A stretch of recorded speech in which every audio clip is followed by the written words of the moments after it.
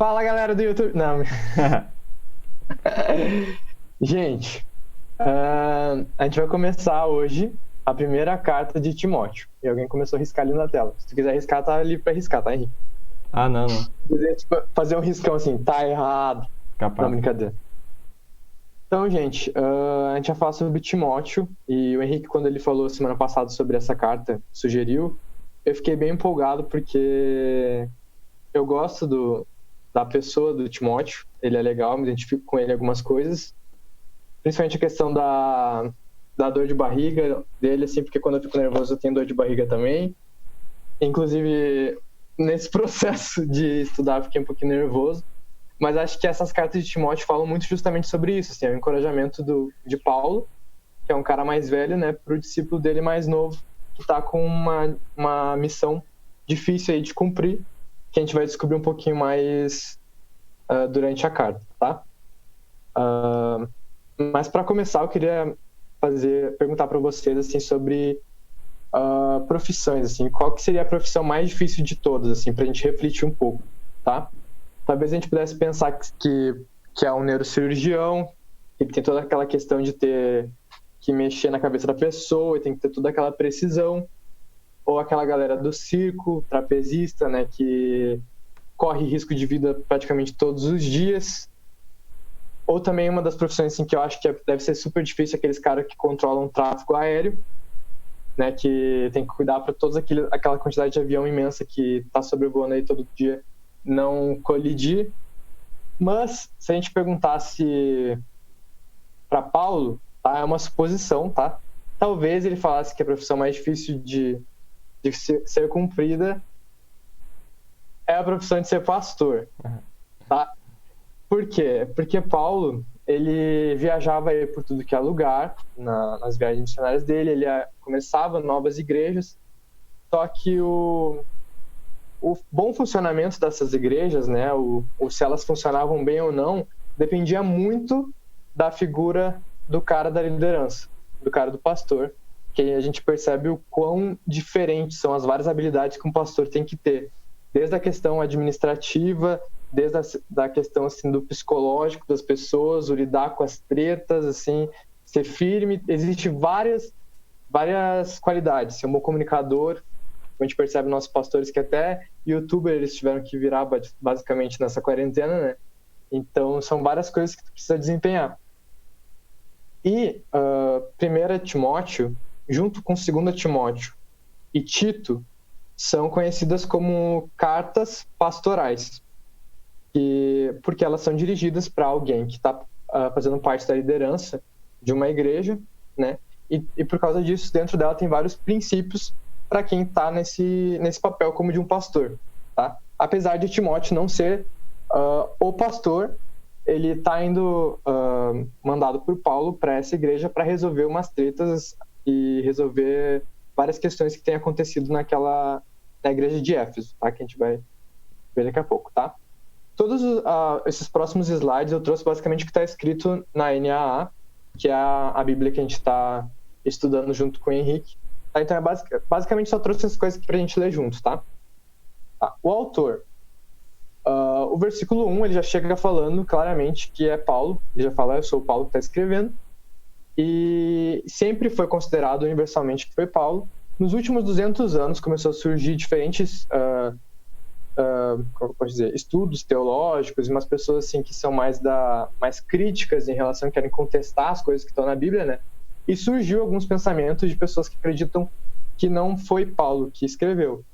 Algumas das coisas que eles falam é sobre a questão do estilo da escrita, sobre a questão de como aquela igreja está avançada, assim, a questão da estrutura dela comparado com como ela estava nos tempos em outras cartas e em Atos. E tem outras também questões que eles levantam, mas todas elas a gente pode refutar, a gente pode dizer que não. Tipo assim, a questão do estilo da carta pode ter muito a ver com a questão de esta carta ser dirigida para um parceiro dele de missão. Não é para uma igreja, não é para um povo, mas sim para um parceiro dele, então pode ter a ver com isso. Sem contar que, tipo assim, é uma carta pessoal. Tipo, toda vez que a gente escreve durante os anos, a gente vai mudando também a nossa escrita, a nossa forma de escrever. E também sobre a questão estrutural da igreja, a gente pode defender que sim, já dava tempo suficiente para a igreja já ter essa estrutura, né? Nessa questão de ter os funcionários, ter o jeito da funcionalidade da igreja que Timóteo traz, porque já a cultura judia já tinha muito essa questão estabelecida de uma organização, né? E também a gente já vê em outros livros, como o próprio Atos ou Filipenses, estruturas parecidas, falando sobre diáconos, bispos, etc. Tá? Então a gente vai afirmar, sim, que é o Paulinho que escreveu. Tá, gente? E o título é Timóteo, 1 Timóteo, mostrando que a carta foi endereçada a Timóteo. E na cronologia a gente pode dizer que ela 1 Timóteo, que ela foi escrita antes de 2 Timóteo. Tá, gente? Agora, rapidinho, sim, sobre quem que foi Timóteo.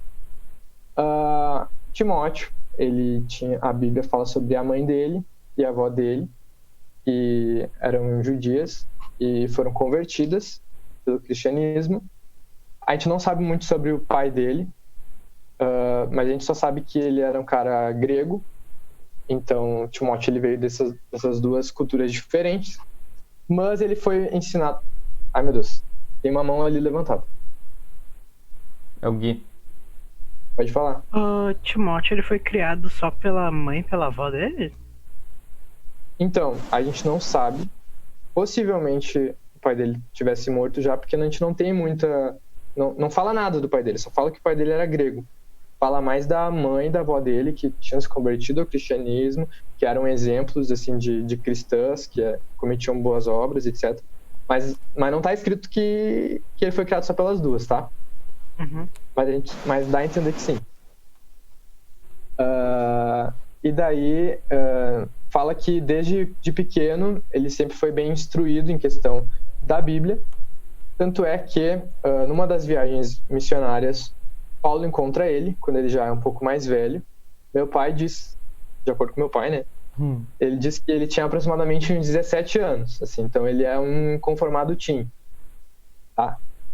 E lá em Atos, capítulo 16, versículo 1, diz bem assim, ó. Chegou a Derbe, depois a Listra. A Listra é a cidade onde Timóteo estava, onde vivia um discípulo chamado Timóteo. Sua mãe era uma judia convertida e seu pai era grego. Os irmãos de Listra e Icônio davam bom testemunho dele. Tipo, as pessoas falavam bem dele, do domínio que ele tinha em questão da palavra. E daí, depois disso, Paulo convida Timóteo para ser discípulo dele, para acompanhar ele nessas viagens missionárias. Daí tem a foto aí do Timóteo. E Timóteo acompanhou Paulo assim, em tudo que é lugar e circunstância, na prisão, assim, em várias cartas. Eu vi uma curiosidade ali que diz que em 6 cartas Paulo começa ali naquela parte de introdução, falando, eu sou o Paulo que está escrevendo. Ele começa sempre falando que aqui do meu lado está o Timóteo. Porque basicamente Timóteo acompanhou ele durante muito tempo. Tá?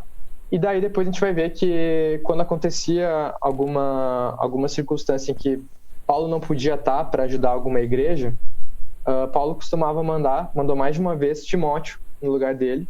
Mandou uma carta, estou mandando aí o Timóteo para ajudar vocês. E Timóteo ia como representante de Paulo, que é o caso da igreja de Éfeso, que é onde Timóteo está quando essa carta é escrita.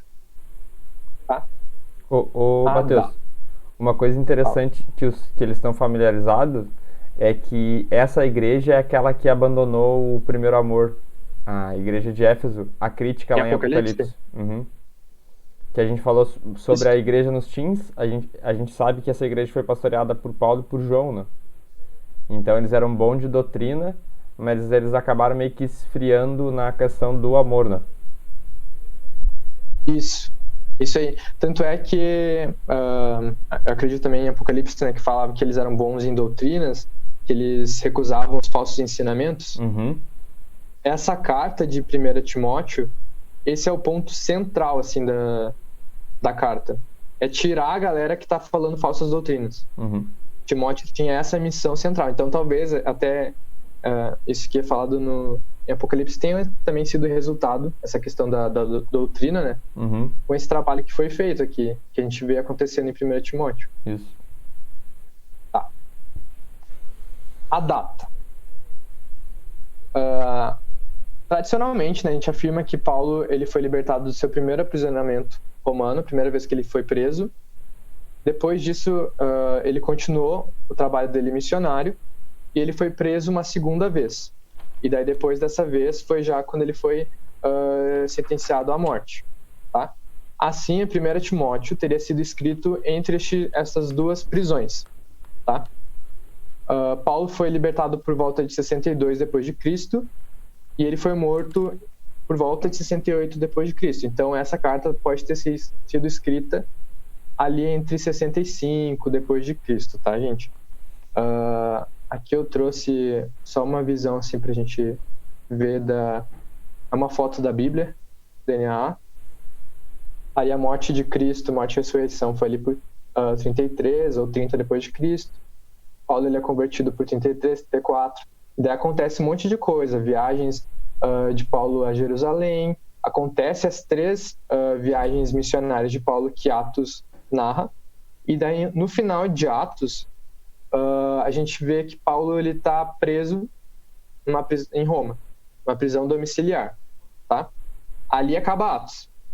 Depois disso, a gente entende, mas não está escrito, a gente entende por outras cartas e etc., que depois que Paulo foi liberto dessa primeira prisão, ele continua viajando, levando a palavra, fundando igrejas.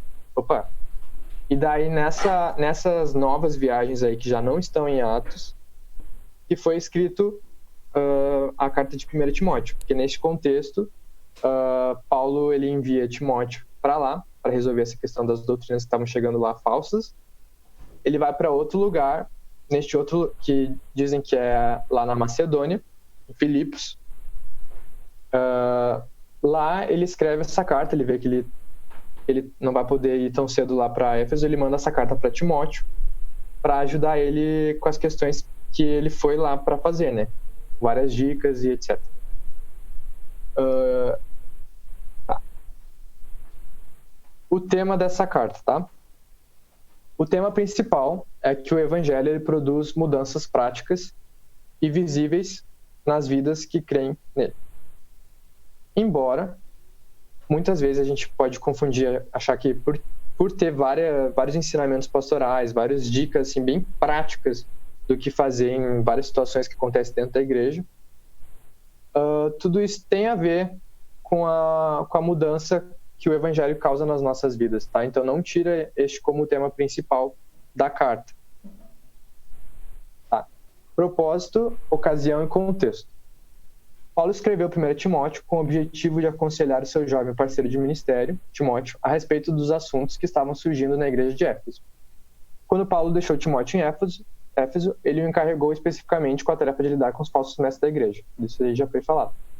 E como Paulo estava no momento longe de Timóteo da igreja, escreveu de volta para ele com mais instruções, tá? Tudo que eu estou lendo é o que está escrito na parte ali de introdutória da Bíblia NAA. Os falsos mestres são o principal motivo desta carta. Ela, como um todo, é intercalada por discussões sobre as falsas doutrinas e a instrução positiva é trabalhada em contraste direto com os falsos mestres. Então, tipo assim, esse é tão o foco principal da carta, né, que é combater essas falsas doutrinas, que mesmo quando traz novos ensinamentos bíblicos, Paulo ele compara esse com os ensinamentos que são ditos pelos falsos mestres, tá? Paulo fala sobre o conteúdo das falsas doutrinas apenas de passagem. Tipo, ele não fala exatamente o que é essas falsas doutrinas, né? Mas ele se concentra no fato de que o cristianismo verdadeiro é evidenciado por um estilo de vida moldado pelo Evangelho. Aqueles cuja vida não é moldada pelo Evangelho demonstram que se desviaram da fé. A primeira carta a Timóteo é um chamado direto à igreja para que viva de forma tangível as implicações éticas do Evangelho. Um pouco da característica literária que são coisas importantes para a gente ter em mente quando a gente estiver lendo 1 Timóteo, tá? É uma carta do Novo Testamento, uma carta pessoal, que nem eu falei, Paulo escrevendo para o colega dele. O conjunto de 1ª, 2ª Timóteo e Tito são conhecidos como cartas pastorais, que nem eu falei, e cada uma delas é uma carta escrita para alguém que tem responsabilidade pastoral de liderança, tá? A carta dá conselhos relacionados a assuntos da vida da igreja, nos quais o destinatário precisa de orientação e encorajamento. Embora Timóteo não fosse realmente um dos pastores da igreja, mas sim um representante de Paulo, que implementou as instruções de Paulo nas igrejas. Tipo, como eu falei antes, ele não era o pastor de lá, mas ele era o representante para resolver essas questões de liderança lá naquela igreja. A carta resultante é ocasional, o que significa que o autor dela aborda situações específicas na igreja do destinatário que precisam de atenção.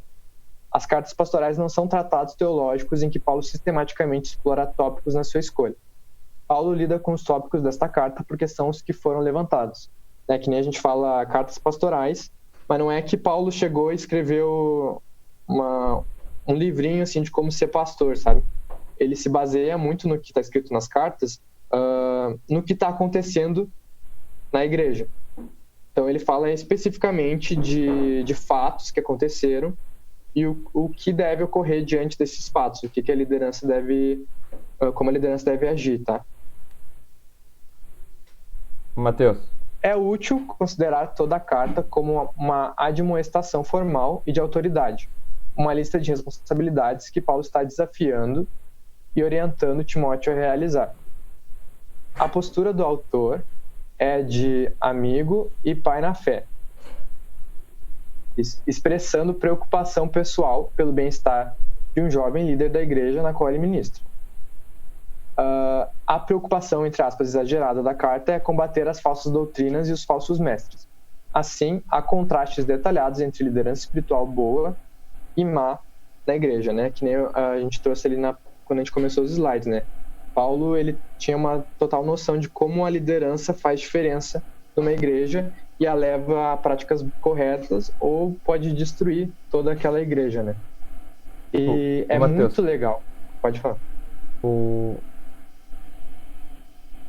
Eu não sei se tu comentou ali que ela é uma carta que é a que mais lança luz sobre o comportamento da igreja, né? Como assim, tu diz? Tipo assim, é a carta que mais vai lançar, que nem diz a NA aqui, né? É a mais completa sobre o ministério e a espiritualidade de um pastor. Tipo assim, em contraste com o que a gente leu já de Colossenses, Filipenses e Efésios, 1 João não, porque não é de Paulo, né?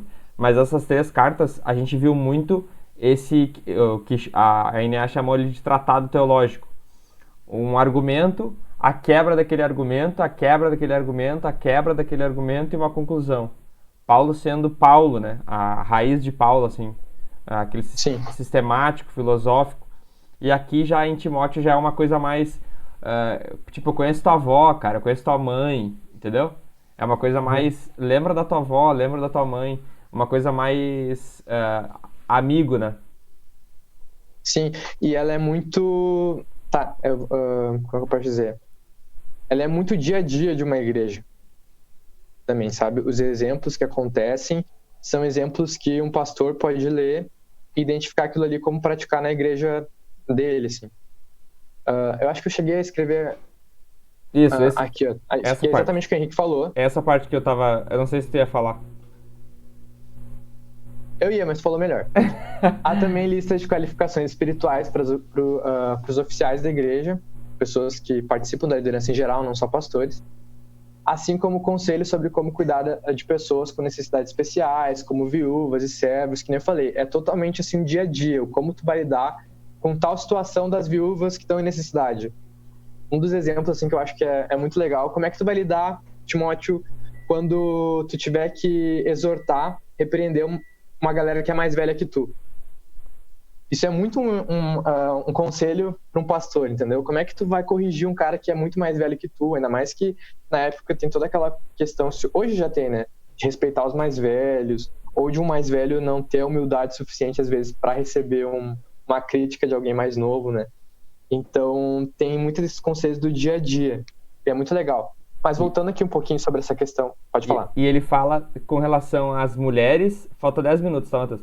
Ele fala com relação às mulheres, com relação aos idosos, tipo assim, ele dá todos os tipos de pessoas, vamos dizer, né? Isso aí. E é muito legal, né, que nem o Henrique falou, sobre como é pessoal essa questão. Tipo, Paulo está falando diretamente para Timóteo, e vendo nessa carta, mas também em outras cartas, eles tinham uma relação muito legal, que é que Paulo se via como um pai espiritual de Timóteo. Ainda mais que Timóteo ele era mais novo, estava acompanhando a Paulo durante vários anos. A gente acredita que aqui em Éfeso já estava no final do ministério de Paulo, né, que nem a gente viu, depois ele ser preso e morto, depois desse período que foi escrita a carta, né? Então eles conviveram muito tempo juntos. Provavelmente ele já não era tão novinho, Timóteo, nessa época, ele já devia ter tipo mais de 30 anos, 35 anos por aí, tá? Acho que se a gente fizesse as matemáticas, a gente poderia saber a idade mais próxima, mas a matemática não é comigo. Mas acreditem, é por volta dos 35 ali que Timóteo tinha. E ele se via muito nessa relação de pai e filho, e é muito legal. Então tem que ver essa questão dele até preocupado com a questão da barriga dele também, que ele tinha uns problemas de estômago que a gente não sabe direito o que era. Então Paulo falava para ele, se cuida e etc. Então tem que ter esse olhar aí de qual que era a proximidade dos dois, as quais os dois, eu digo o cara que escreveu a carta e o cara que está recebendo a carta. Tá? E aqui, só para a gente se situar, Éfeso ele era um centro ali comercial importantíssimo, porque ele era ali como é que se chama quando é do lado do mar? Ele é banhado ali pelas águas, ali, sei lá como é que se fala. É portuário. Costeiro. Isso, pode ser tudo isso aí, vocês entenderam. Mas por causa disso, né, por causa desse contato direto com o mar, existia muitas questões das navegações ali até lá, e era um centro bem grande assim de comércio, muito conhecido também pelas questões de idolatria, que vocês já devem ter visto nas outras cartas. Aí vocês podem ver em Atos, etc.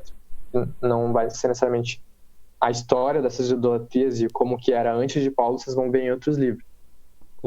Mas aqui Mateus, a gente pode falar. Eles vão lembrar por causa que a gente falou dos principados e das potestades, e foi por causa que a gente leu Efésios, né? Então Paulo argumenta contra o que estava acontecendo na cidade, né? E a gente não sabe se ele estava falando com o público que ouviu dele e de João a doutrina, ou se foi um público que mudou porque a cidade era muito movimentada. Então ele fala assim, se é que vocês conheceram o evangelho. Só que daí o comentarista vai dizer, como que ele não tem certeza se foi ele que pregou para aquela cidade? Então, possivelmente ele está falando, deve ter mudado as pessoas que vivem nessa cidade, então vou ter que colocar esse se vocês ouviram, porque eu não sei se vocês ouviram, então. Uhum. Isso, gente. E a origem era antes do evangelho chegar ali, era uma cidade muito, muito idólatra, cheia de rituais e etc.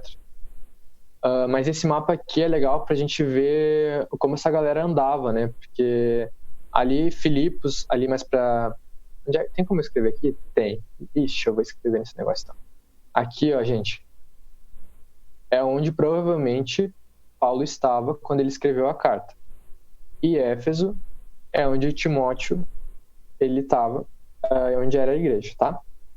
Aqui, ó, mais ou menos embaixo da Antioquia, aqui, ó, na linha de Tarso, mais ou menos aqui foi aquela história de Atos, de Listra, onde foi que Timóteo nasceu, onde ele vivia e onde ele foi encontrado para começar a viajar com Paulo.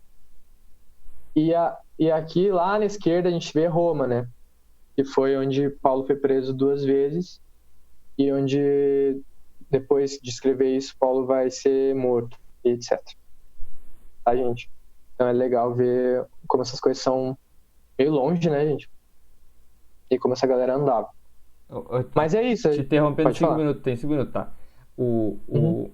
Eu nunca, me desculpem, tá? Mas eu nunca parei pra pensar que quando a gente fala no tempo e no espaço, a gente tá falando de história e de geografia. Nunca parei pra pensar nisso.